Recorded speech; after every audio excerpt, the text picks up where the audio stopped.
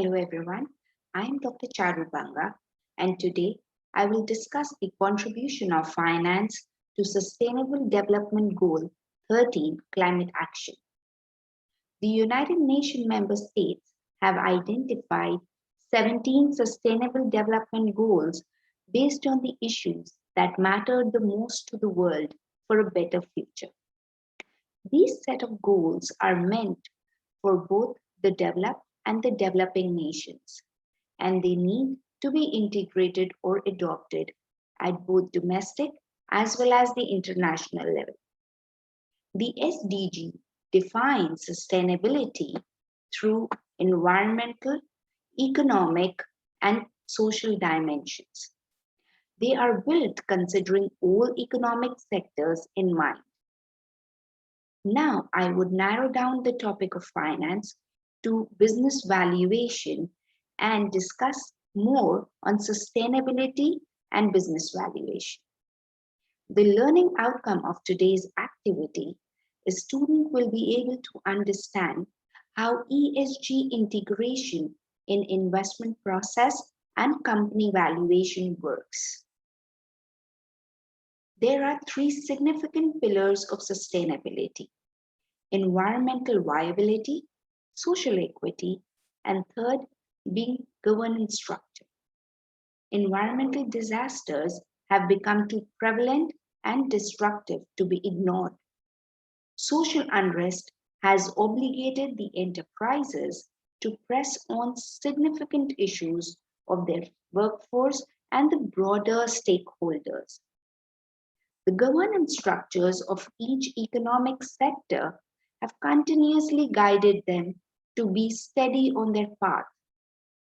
These three central tenets of sustainability have gained interest in past few years in investment community as they have profound impact on the investment decisions.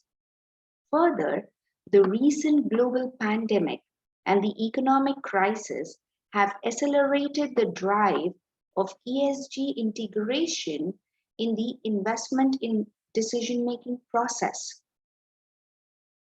The traditional view of the investment objective, it stresses on maximizing returns and minimizing the risk.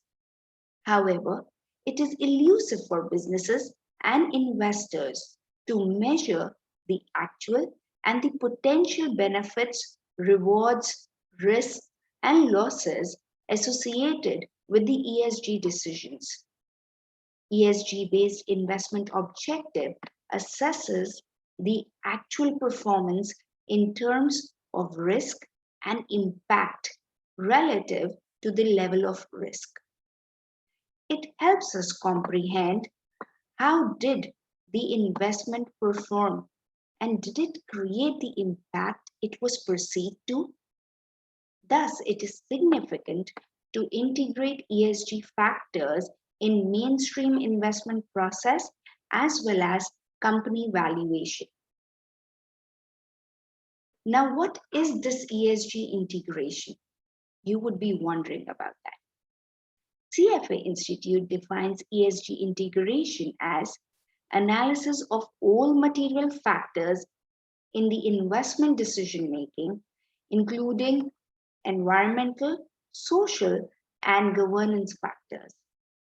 The key component here is materiality. That is, if ESG issues are considered significant, important, and assessment of their impact is carried out. Else, the assessment is not carried out. Here, we will discuss few examples on social issues, environmental issues, and the governance issues. Let's take up and discuss few of them. Regarding environmental risk, the ongoing drought in California has re-emphasized the need to consider the water stress, a prominent ESG issue in investment analysis for the business concerned from agricultural farming to semiconductor manufacturing. Concerns about climate change and fossil fuel assets becoming stranded. They are finding their expressions in shareholders' resolutions in the annual meetings of large oil companies such as Shell. Social issues such as the labor relations, they are significant and have direct impact on a company's financial performance. For instance, the South African mining company, Lonmin, it experienced a breakdown in its relationship with its workforce in the year 2012. Post-identification of these ESG factors for the individual companies, practitioners have observed various challenges in integrating them in the mainstream investment process and company valuation. They find it difficult to assign a monetary value to these ESG issues and integrate them into the quantitative models. ESG-related disclosures by companies are limited, unverified, and non-standardized at present. ESG issues tend to influence financial performance in the long run. However, many investors have relatively short-term investment horizon. Now let's take a view on the entire process of ESG integration with the help of a small case study on the valuation of mining firms. While valuing stocks in the mining sector, analysts at Citi Research examined the management of the relevant ESG issues by the mining companies. In particular, these analysts, they carried out an environmental and social impact assessment and a closure planning to gauge the quality of the process that these mining companies use. As part of these assessments, the analysts, they used environmental indicators like ISO 4001, a family of standards that provide practical tools to manage the environmental responsibilities, health and safety indicators such as the lost production time due to labor injury frequency, analysis of government relations, local and economic and community engagement. These analysts are of the view that effective management of ESG risk can significantly reduce the mine development lead time, which they see as one of the critical factors to the future earnings capacity of the firm. Exercising their judgment, these analysts appropriately they adjust the discount rate for mining companies that have lower ESG risk.